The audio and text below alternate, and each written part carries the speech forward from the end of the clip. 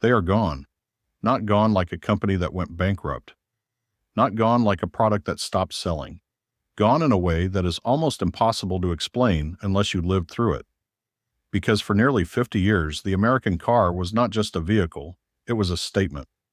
A long chrome hood, a V8 engine that shook the ground when it started, tail fins that stretched 3 feet behind the car, colors called things like candy apple red and midnight blue, bench seats wide enough for 3 people, a steering wheel the size of a dinner plate. These were not just cars. They were rolling works of art. They were pride. They were the physical definition of what America believed about itself. And then they vanished. The long hoods disappeared. The chrome disappeared. The V8 engines disappeared. The muscle, the size, the drama, the soul. All of it. Replaced by something smaller, cheaper, lighter, and built somewhere else entirely. So what really happened to the old American car? How did the most dominant automotive culture in human history simply collapse in less than 20 years?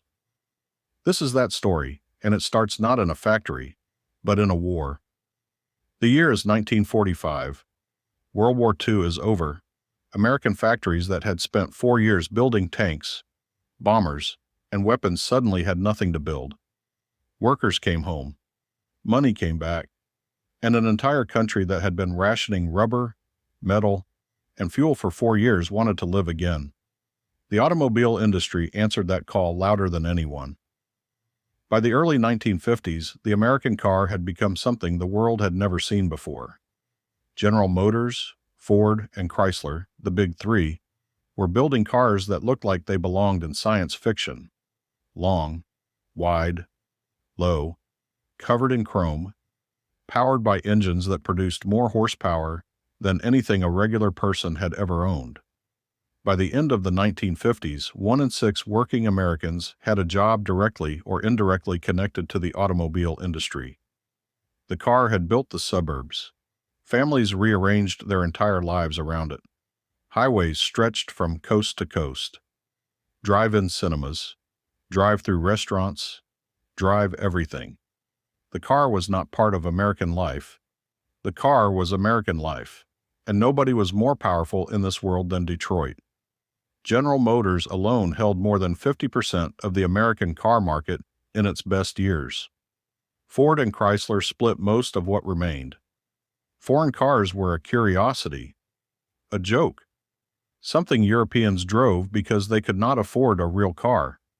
In 1950, there were 40 million registered cars on American roads.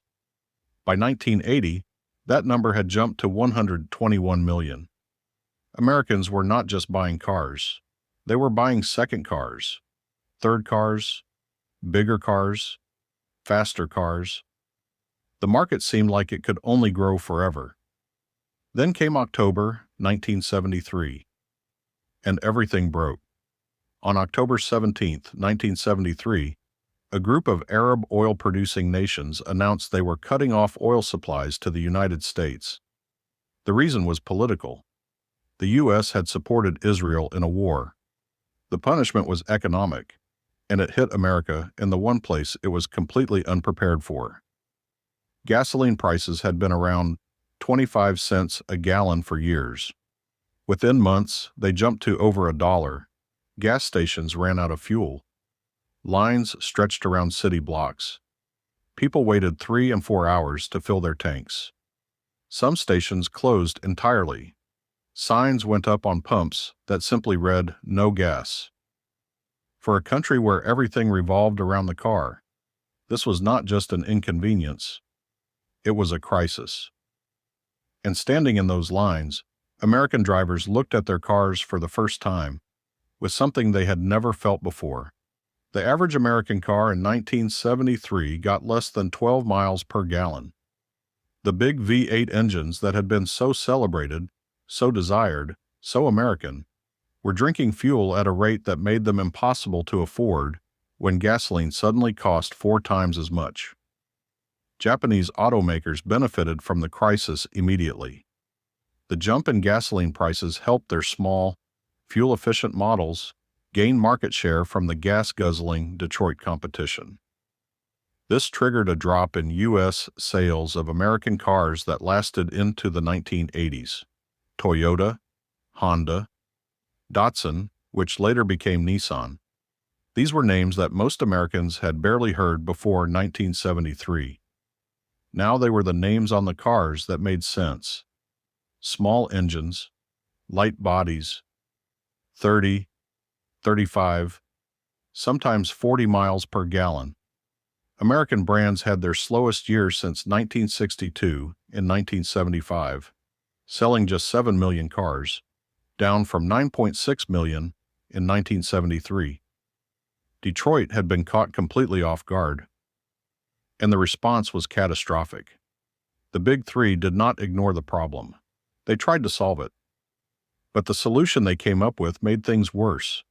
They built smaller cars, quickly, cheaply, without the time or investment to do it properly. The result was some of the worst automobiles ever assembled under American brand names. The Chevrolet Vega rusted so badly that owners could put their hand through the body within 3 years. The Ford Pinto had a fuel tank mounted in a position that could cause it to catch fire in a rear-end collision. The AMC Pacer looked like a fishbowl on wheels and drove like one too. GM sold over 5 million cars in 1978, but by 1982, they sold about 3.5 million, a decrease of over 34%. Ford sales fell 47%, and Chrysler sales dropped 27% from 1978 to 1982. Meanwhile, Toyota sales increased from 441,800 cars to 527,128, a 19% increase in the same period. Japanese automakers Honda and Datsun saw increases of 33% and 39% respectively. The numbers are brutal. While Detroit was losing almost half its sales, the Japanese were growing by a third. And then in 1979, before Detroit had even recovered from the first crisis, the second oil shock arrived. Iran cut off its oil supply. Prices doubled again in 12 months. The lines at gas stations came back. The panic came back. And this time, American drivers did not go back to their old habits. They had already bought a Toyota. They had already felt what it was like to drive a car that did not cost a fortune to fill. And they had noticed something that changed everything. The Japanese car was better. This is the part Detroit did not see coming. For many years, the term "made in Japan" meant inferior quality.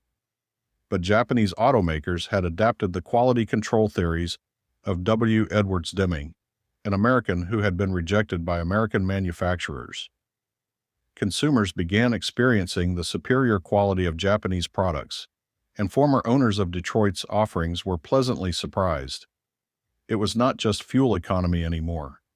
Japanese cars simply broke down less. They needed fewer repairs.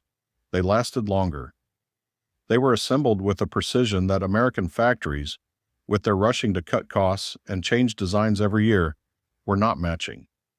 A big quality study that began in 1987 had 7 Japanese brands in its first top 10. That does not happen by accident. That happens when an entire industry commits to building things properly. American buyers noticed. And once they noticed, they did not stop noticing. By 1980, Japan had overtaken the United States in total automobile production. Japanese brands had pushed their share of the American new car market up to 21% by 1980. By the end of that decade, imports held nearly 28% of the entire U.S. market. The American car, which had completely dominated its home market for 60 years, was losing ground in its own country. And the response from Detroit made everything worse.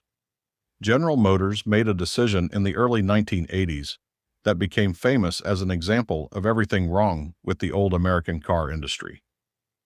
They put a Chevrolet engine inside an Oldsmobile.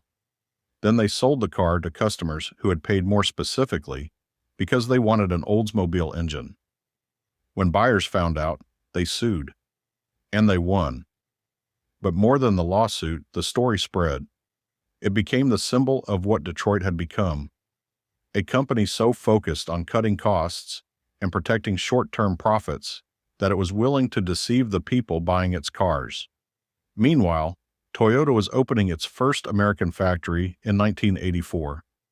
Honda had opened theirs 2 years earlier in 1982. These companies were so confident in the demand for their cars that they were building them on American soil, with American workers, paying American wages.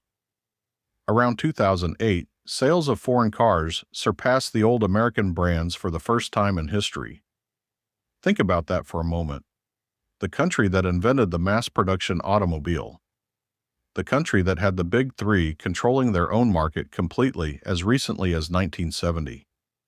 By 2008, foreign cars were outselling American ones in America. The fall had taken less than 40 years, but the story does not end with Japanese competition.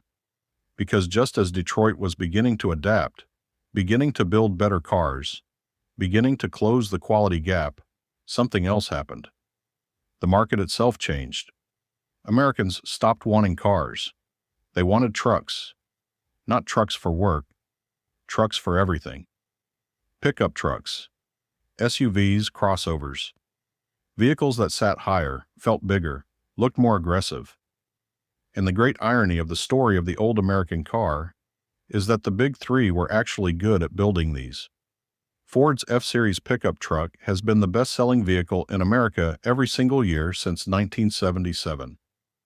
Not the best-selling truck, the best-selling vehicle, of any kind, for nearly 50 years. So Detroit survived, but it survived by abandoning the thing that had made it famous. One of the biggest changes in the evolution of the American auto industry was the decline of the traditional passenger car and sedans as SUVs and pickup trucks grew. The long, low sedan with the chrome bumper and the V8 engine. The muscle car with the wide hood and the exhaust note you could hear 3 streets away. The cars that appeared in every film, every television show, every piece of American popular culture for 50 years. They were gone, not because people stopped loving them, but because the world they were built for no longer existed. Cheap gasoline was gone. American manufacturing dominance was gone. The culture of building something bigger and louder every year was gone. And without those 3 things, the old American car had nowhere to live. They exist today only in garages and at car shows. Collectors who spend years searching for a 1967 Chevrolet Camaro or a 1969 Ford Mustang Mach 1. Restoration enthusiasts who tear apart a rusted shell and spend months bringing it back to the condition it left the factory in.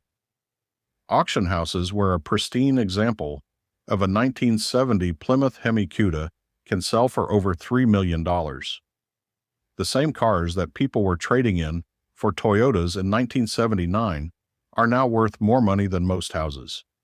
That is what happens when something disappears. The moment it is gone, people realize what they had. The noise, the size, the drama, the impracticality that made these cars frustrating to own in the modern world is exactly what makes them valuable today. You cannot build them anymore, not with modern emissions rules, not with modern safety standards, not at a price anyone would pay. They belong to a specific moment in history, a moment when America had cheap oil, empty highways, and believed that bigger was always better. That moment is gone. The old American car had about 40 years at the top. It was born from the prosperity of the post-war boom.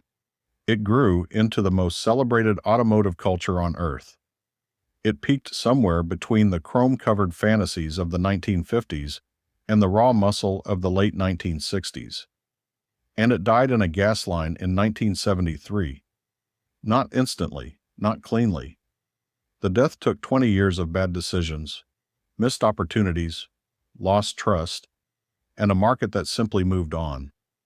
What was left behind were the cars themselves, still sitting in garages, still being restored, still drawing crowds at every car show in every town in America, because even people who never owned one understand what they meant. They were not just transportation. They were a time when America believed it could build anything, make it bigger than anyone else had, and sell it to the world. That belief is gone now. The cars remain.